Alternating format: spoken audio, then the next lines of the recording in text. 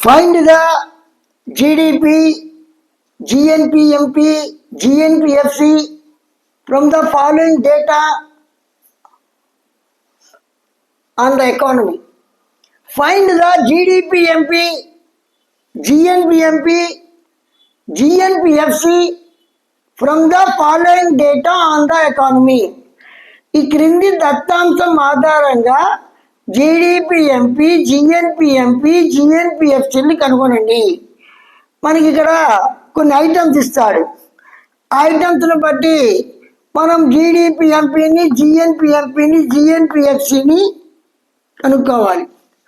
అసలు జీడిపిఎంపి అంటే gross domestic product at market prices, GNPMP అంటే gross national product at market prices, GNPFC అంటే gross national product factor cost.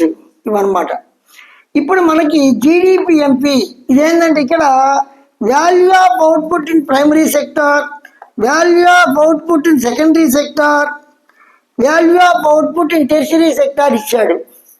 అంటే ఇక different సెక్టార్స్లో ఎంత అవుట్పుట్ ప్రొడ్యూస్ చేయబడింది,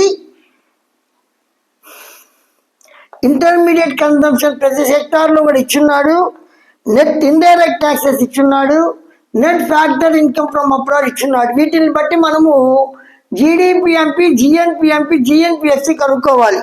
ఈ జీడిపిఎంపి అనేది value added method, production method సంబంధించింది. నేషన్ ఇన్కమ్లో 3 మెథడ్స్ ఉంటాయి. Production method, income method, expenditure method. ఇది ప్రొడక్షన్ మెథడ్ సంబంధించింది.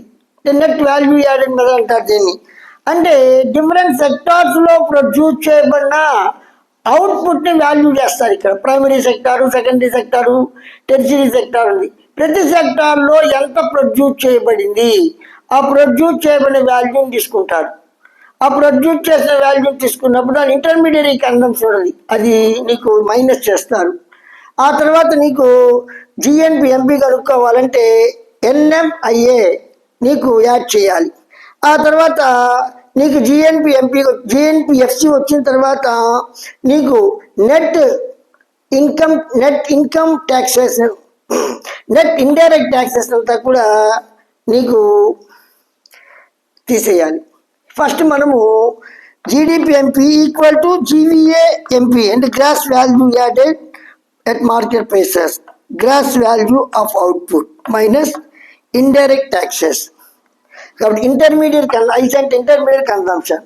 ఇక్కడ మనకి ప్రైమరీ సెక్టార్లో value of output in primary sector 600 crores, value of output in secondary sector 700 crores, value of output in tertiary sector 900 crores ఇచ్చున్నాడు.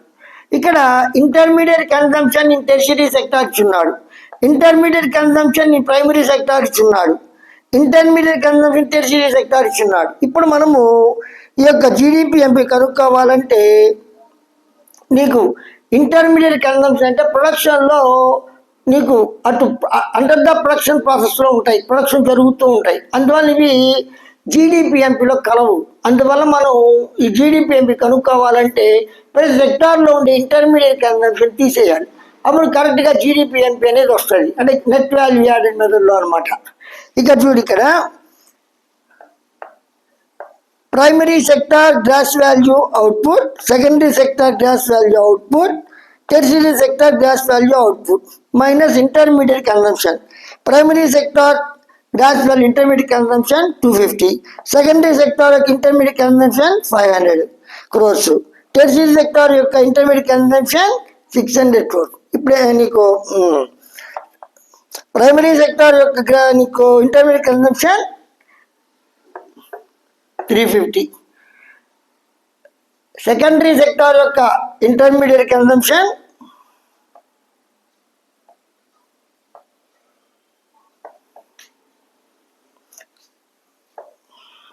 200. కాబట్టి చూడండి, primary sector యొక్క intermediate consumption 350, secondary sector యొక్క intermediate consumption 200, tertiary sector యొక్క intermediate consumption 300. కాబట్టి ఈ యొక్క దీంట్లో నుంచి మన ప్రైమరీ యొక్క వాల్యూ ఆఫ్ అవుట్పుట్లో నుంచి ఇంటర్మీడియట్ కన్సంప్షన్ తీసేయాలి. ప్రైమరీ సెక్టార్ యొక్క గ్రాస్ వాల్యూ అవుట్పుట్ వచ్చి 600 మైనస్ 350 అంటే 250 వస్తుంది అనమాట. 350 మధ్యలో అంటే ప్రాసెస్ ఆఫ్ ప్రొడక్షన్ తీసేసేయాలి. అప్పుడు కరెక్ట్గా మనకి GDPMP అనేది వస్తుంది. సెకండరీ సెక్టార్లో కూడా అంతే. 700 crores intermediate consumption 200 crores, 700 crores minus 200 500 crores వస్తుంది అనమాట. టెరిటరీ సెక్టార్ యొక్క అవుట్పుట్లో 900 crores, దాంట్లో intermediate consumption 300 crores, 900 minus 300 600 crores. టోటల్గా మనకి నీకు 1350 crores వస్తుంది. అంటే 1350 crores అనేది GDPMP. 1350 crores అనేది GDPMPగా మనం చెప్పొచ్చు అనమాట.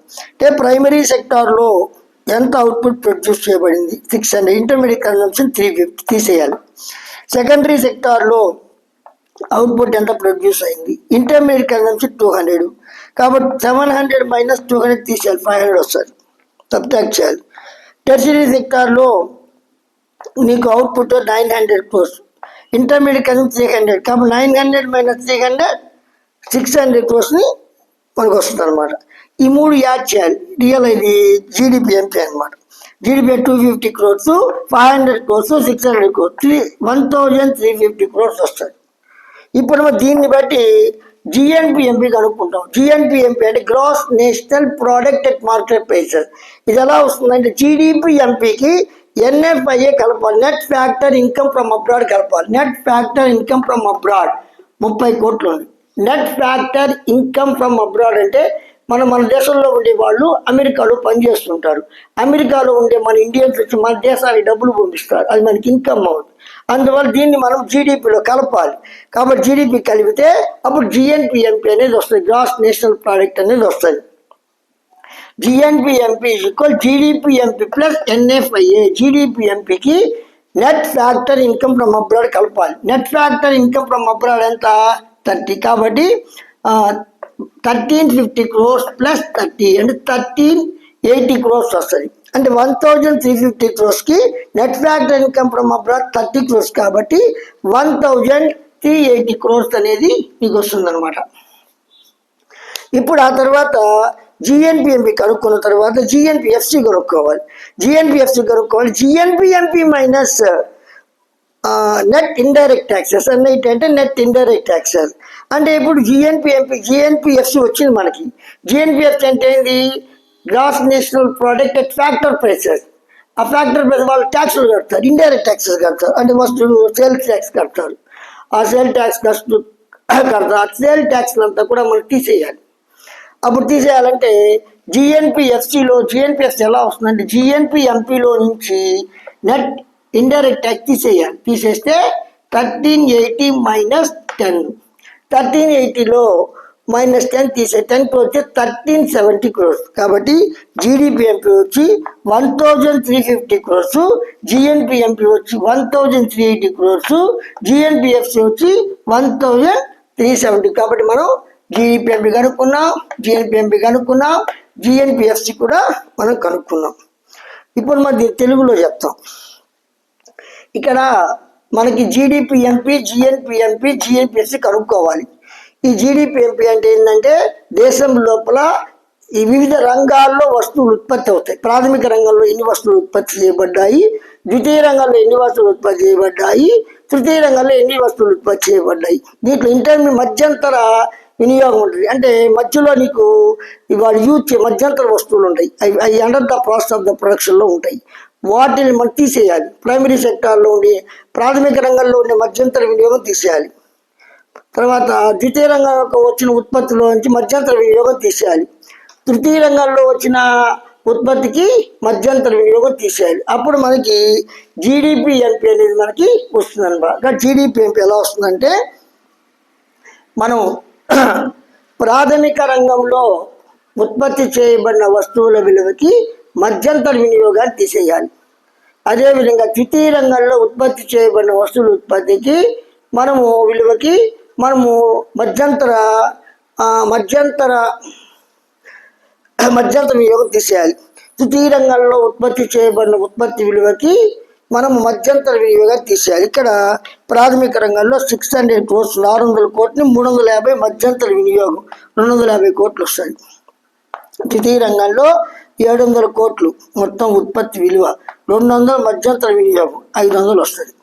తృతీయ రంగంలో 900 వచ్చేసి నీకు మొత్తం ఉత్పత్తి విలువ, స్థూల ఉత్పత్తి విలువ, 300 మధ్యంతర వినియోగం తీసేయాలి, 600 వస్తుంది. కాబట్టి ఎన్ని కూడా నికర మొత్తం అనమాట తీసేసిన విలువలు. కాబట్టి ఇవన్నీ యాడ్ చేస్తే 1350 కోట్లు వస్తుంది. 250 ప్లస్ 500 ప్లస్ 6 1350 కోట్లు. 1350 కోట్లని జీడిపిఎంపి అంటారు. జీడిపిఎంపి స్థూల దేశీయోత్పత్తి విలువ అంటారు. ఎప్పుడైతే జీడిపిఎంపి వస్తుందో మరి జిఎన్పిఎంపి కనుక్కోవాలి.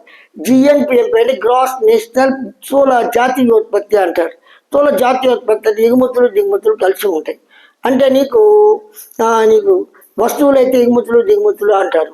అదే నీకు ఉత్పత్తి కారకాల ఆదాయం, ఉత్పత్తి కారకాల నికర విలువ అంటారు. ఇక్కడ జీడిపిఎంపి మనం తెలుసుకున్నాం. జీడిపిఎంపికి ఎన్ఎఫ్ఐఏ కలపాలి. నికర విదేశీ కారక ఆదాయం అంటే మన భారతదేశంలో ఉండే వాళ్ళు అమెరికాలో పనిచేస్తూ ఉంటే అమెరికాలో ఉండే వాళ్ళు మనకి డబ్బులు పంపిస్తారు. ఆ డబ్బులు మనం యాడ్ చేసుకుంటాం. కాబట్టి మన దేశం యొక్క ఉత్పత్తి కలుస్తుంది. అందుకని జీడిపిఎన్పికి ఎన్ఎఫ్ఐఏ కలపాలి. కాబట్టి జీడిపిఎన్పి ప్లస్ ఎన్ఎఫ్ఐఏ. కాబట్టి 1350 కోట్లు వచ్చేసి జీడిపిఎంపి, 30 కోట్లు వచ్చి ఎన్ఎఫ్ఐఏ. అప్పుడు 1380 కోట్లు వస్తుంది. అంటే జిఎన్పిఎంపి వచ్చి 1380 కోట్లు. 1350 ప్లస్ 30 కోట్లు 1380 కోట్లు. ఆ తర్వాత జిఎన్పిఎఫ్సి కనుక్కోవాలి. జిఎన్పిఎఫ్సి కనుక్కోవాలంటే జిఎన్పిఎన్పికి నెట్ ఇండైరెక్ట్ ట్యాక్స్, నికర పరోక్ష పన్నులు ఉంటాయి. అంటే అమ్మక పన్నులు, నికర పరోక్ష పన్ను తీసేయాలి. కాబట్టి జిఎన్పిఎంపి ఎంత 1380 కోట్లు.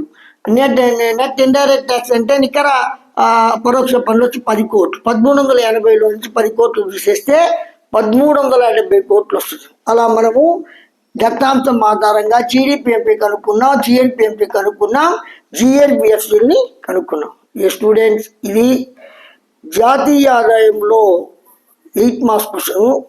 అన్నీ కూడా మనకి ఈ యొక్క సిబిఎస్ఈ సిలబస్ పెట్టిన దానివల్ల ఇంతకుముందు మన ఆంధ్రాలో లెక్కలంతా లేవరు మన ఎకనామిక్స్లో. ఎప్పుడు లెక్కలు అనేది పెట్టున్నారు. కాబట్టి నా యొక్క నేను బాగా చెప్పానని మీకు కానీ అనిపిస్తే లైక్ చేయండి, షేర్ చేయండి, సబ్స్క్రైబ్ చేయండి. వినిన తర్వాత ఫస్ట్ మొట్టమొదటిసారిగా నచ్చితే లైక్ చేసి సబ్స్క్రైబ్ చేయకపోతే సబ్స్క్రైబ్ చేసుకుంటారని ఆశిస్తున్నాను. నా యొక్క ఛానల్కి సపోర్ట్ చేస్తారని ఆశిస్తున్నాను.